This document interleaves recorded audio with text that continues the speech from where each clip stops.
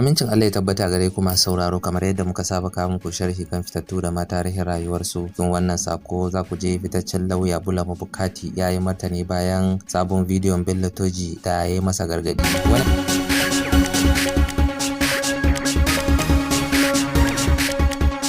Harin da sojojin Najeriya suka kai ta saman jirgin yaki ya kashe 'yan ta'adda 28 a kauyen Bassa da ke karamar hukumar Shiroro a jihar Neja. Idan wannan ne farkon ka ko farkon ki shiga wannan channel da na subscribe sannan kuma da na kararruwa domin samun shirye-shiryen mu da zaran mun daura. Fitaccen lauya Bulama Bukarti ya yi martani bayan sabon bidiyon Bello Turji da ya yi masa gargadi. Bukarti ya ce barazanar Bello Turji ba za ta taba karya masa gwiwa ba, inda ya ce zai ci gaba da faɗin gaskiya a kansu. Lauyan ya bayyana hakan ne a shafinsa na X a ranar Laraba 11 ga watan Satumban 2024. Ya ce hakan da ya yi ba zai taɓa cin nasara ba, inda ya ce ya sha barazana sosai a baya daga shugaban Boko Haram Abubakar Shekau. Turji ya yi hakan ne domin ya yi min barazana, amma kuma hakan ba zai yi nasara ba. Wannan ba shine karon farko da aka yi min barazana ba. Shugaban Boko Haram Abubakar Shekau ya yi irin haka amma ban gajiya ba, kuma yanzu haka ma ba zan yi ba. Shekau ya tafi, da yardan Allah Turji zai tafi nan ba da jimawa ba. 'Yan ta'adda kamar su Turji suna ci gaba da sace mutane da kisa da kuma cin zarafin mata. Yanzu yana harin mai neman zaman lafiya da kokarin samar da ingancin mulki kamar ni, inji Bulama Bukarti. Ga wani martanin da Bulama Bukarti ya sake yi yayin hira da Radio Freedom.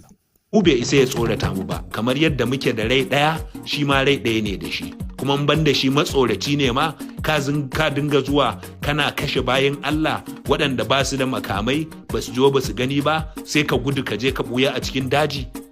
Ka fito mana a yi gaba da kai in kai jarumi ne.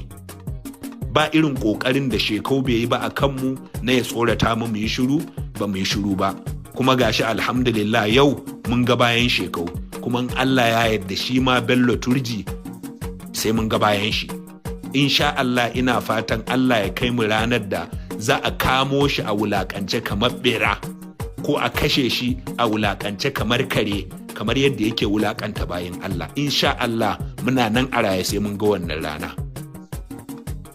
In ban da ma maganar ta'addanci muke da kuma haƙƙin bayan Allah, ai Bello Turji bai ma kai a ce za a yi masa martani ba. Amma abin da yasa kaga yake ta yawan fitar da bidiyo kwanan nan yana surutai, yana soki burutsu, manya-manyan dalilai ne guda uku.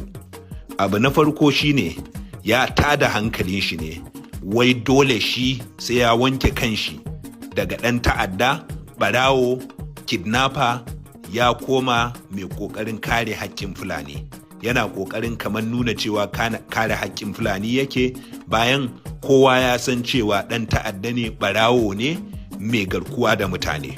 Kuma su Fulanin kansu sun san haka, ba sa goyon bayan shi, ba sa ƙaunarsa, sun san cewa a yau al'ummar Fulani ba su da matsalar da take bata musu suna, take bata musu rai kamar Bello Turji da sauran ire-irensa.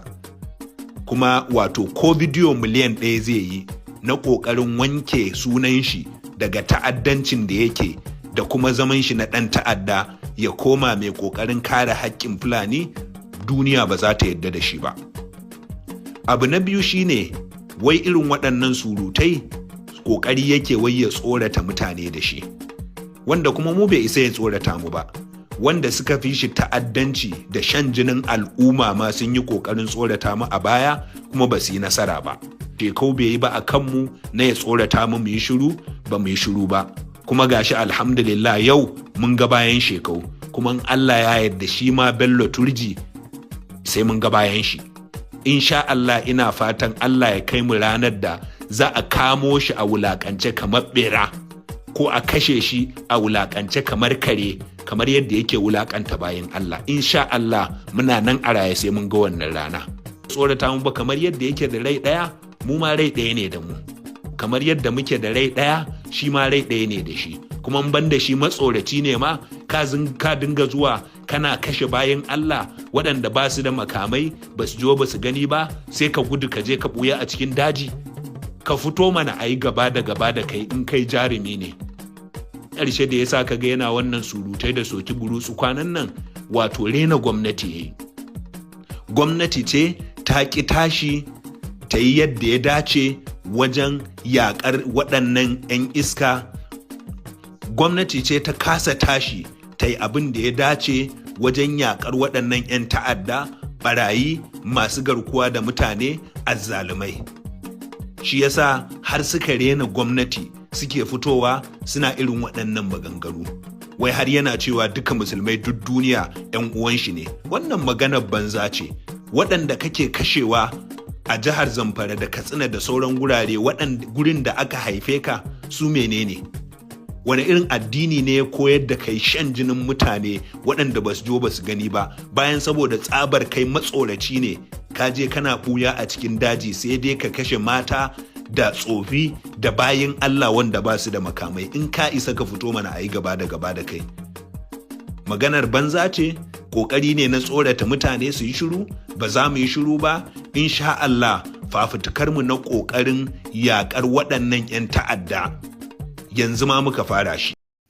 Wani harin da sojojin Najeriya suka kai ta sama jirgin yaki ya kashe 'yan ta'adda 28 a kauyen Bassa da ke cikin karamar hukumar Shiroro a jihar Neja. Kakakin yada labaran rundunar mayakan sama Kabiru Ali ya bayyana haka a Abuja a ranar Alhamis. Ali ya ce farmakin kakkaɓen 'yan ta'addan da sojoji suka kai an yi hakan ne domin kakkaɓe 'yan ta'adda a yankin baki ɗaya. Ya ce wannan kakkaɓar da aka yi wa 'yan ta'adda an yi ta ne a ranar Laraba 11 ga watan Satumba. Premium Times ta buga labari cewa 'yan bindigan sun kewaye wani kauye. Kakakin sojan sama din ya kara da cewa sojoji daga sama sun hangi 'yan ta'addan na gwabza yaki da sojojin kasa. Rundunar dakarun NAF sun saisaita kai 'yan ta'adda aka sakar musu da wuta. An kashe 'yan ta'adda da dama domin zuwa lokacin da aka hada wannan rahoto akwai gawarwakin 'yan ta'adda har 28 da aka tattaro da inda aka kashe su. Wasu da dama sun saye da raunuka na harbin bindiga, an kama makamansu, an kone baburansu kuma an kashe da dama daga cikinsu. Karamar hukumar Shiroro ta jihar Neja na fama da 'yan Boko Haram waɗanda suka masa wa yankin shekaru da dama. A jamhuriyar Nijar wasu 'yan gudun hijira da suka tsere daga yankin karamar hukumar Sabon Birni a jihar Sokoto sakamakon tashin hankalin 'yan bindiga waɗanda suka yada zango a garin Abalak a jihar Tawa cikin mawuyacin hali. 'Yan gudun hijiran da suka hada mata da kananan yara na rayuwa ne cikin wahala, inda matan sai sun yi bara suke samun abin da za su ci, wata rana kuma su kwana da yunwa. Kawo yanzu dai babu cikakken diddiga da yawan mutane da suka tsere daga yankunan suka shiga Nijar sakamakon matsalar tsaron. Bayanai dai na cewa mutane yankin sun kashe fiye da naira miliyan 160 wajen biyan kuɗin fansa da harajin 'yan bindigar da ke ɗora musu. To sai dai bayan kisan sarkin gobir 'yan bindiga ke cin karensu babu babbaka a yankin, inda rahotanni ke cewa sun kama mutane fiye da 160 daga kisan sarkin kawo yanzu. To masu sauraro, ka ku manta ku danna subscribe sannan kuma danna kararruwa domin samun shirye-shiryenmu da zarar mun ɗaura.